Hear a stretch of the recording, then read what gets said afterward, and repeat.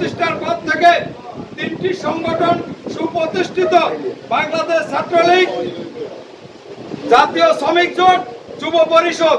কিন্তু আমরা দেখতে পেলাম এই তিনটি সংগঠন গত 15 বছরে এই রাজনৈতিক দলের প্রতিষ্ঠাতা থেকে সহযোগী সংগঠন, কিন্তু তাদের কর্মকাণ্ডের তুলনায় কিছুদিন পূর্বে প্রতিষ্ঠিত তাদের তুলনায় অনেক এগিয়েছে। তার জন্য দলের পক্ষ থেকে, নেতার পক্ষ থেকে আপনাদেরকে ধন্যবাদ জানাই। পাশাপাশি আমি আশা করব আগামী 2 মাসের মধ্যে আমি আপনাদের দলের নেতা কমিটি পুনর্গঠন করে প্রত্যেকটা ইউনিয়ন কমিটি গঠন করে উপজেলা পর্যায়ে, উপজেলা স্বেচ্ছাসেবক পরিষদ, উপজেলা আপনাদের পৌর সম্মেলন, এই দুটো সম্মেলন একত্রিত হবে। সেই সম্মেলনে আমাদের দলের প্রধান অতিথি হিসেবে উপস্থিত থাকবেন আজকে আমাদের দলের সভানেত্রী, আমাদের সকলের প্রাণপ্রিয় নেত্রী, রামগতির আগামী দিনের ভবিষ্যতের এমপি প্রতিদ্বন্দ্বী মিসেস তানিয়া রব উপস্থিত থাকবেন। সেই সম্মেলনে আমরা সকলে ঐক্যবদ্ধভাবে সুন্দরভাবে করবেন সে আহ্বান জানিয়ে আমি আজকে একটি কথা বলতে চাই। আজকে দেশের রাজনীতি অত্যন্ত খারাপ। আপনারা এই রাজনীতি বুঝেন কিনা আমরা জানি না। আজকে আমরা দেখতে পেলাম অতীতে 66 6 দফা আন্দোলন, 69 গণ অভ্যুত্থান, 71 সশস্ত্র স্বাধীনতা যুদ্ধ এদেশের ছাত্র সমাজ করেছে। ছাত্র সমাজ করেছে না? কিন্তু ছাত্র সমাজ ক্ষমতার জন্য লালায়িত ছিল না।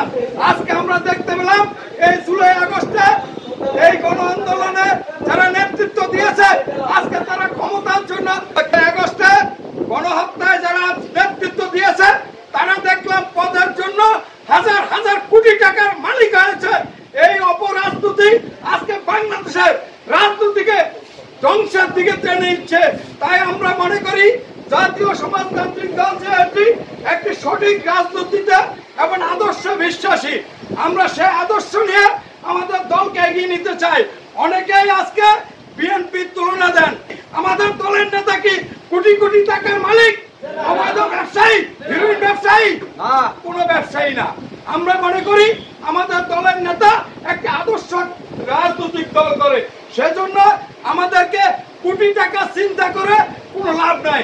আমরা ছাত্রলীগ করেছি, মুড়ি খেয়ে 1 কাপ চাকে 2 ভাগ করে খেয়ে আমরা রাজনীতি করেছি।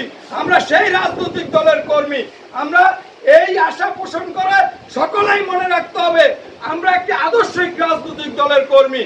আমরা কোটিপতি, ক্যান্টনমেন্টে জন্ম হওয়া, সেনাবাহিনীর কাছে জন্ম হওয়া, আজকে সরকারের থেকে জন্ম হওয়া নাগরিক কমিটি, আমরা এই রাজনৈতিক দলের কর্মী না। ওরা কোটি কোটি টাকার মধ্য দিয়ে তাদের দলের জন্ম। আজকে যে নতুন দল জন্ম হয়েছে তারা কোটি কোটি টাকার মধ্য দিয়ে জন্ম না কিনা? কিন্তু জাতীয় সমাজতান্ত্রিক দল জেএসডি কোটি টাকার মধ্য দিয়ে জন্ম না। এই দলের কোন নেতা কর্মী চুরি, ডাকাতি, রাহাজানি, ঘাট দখল, নদীর ঘাট দখল, মাছ দখল, টেম্পু দখল, টেন্ডাবাজি করে কেউ করেছে? আমরা করি নাই। আমরা মনে করি এই রাজনৈতিক দল একটি আদর্শিক দল।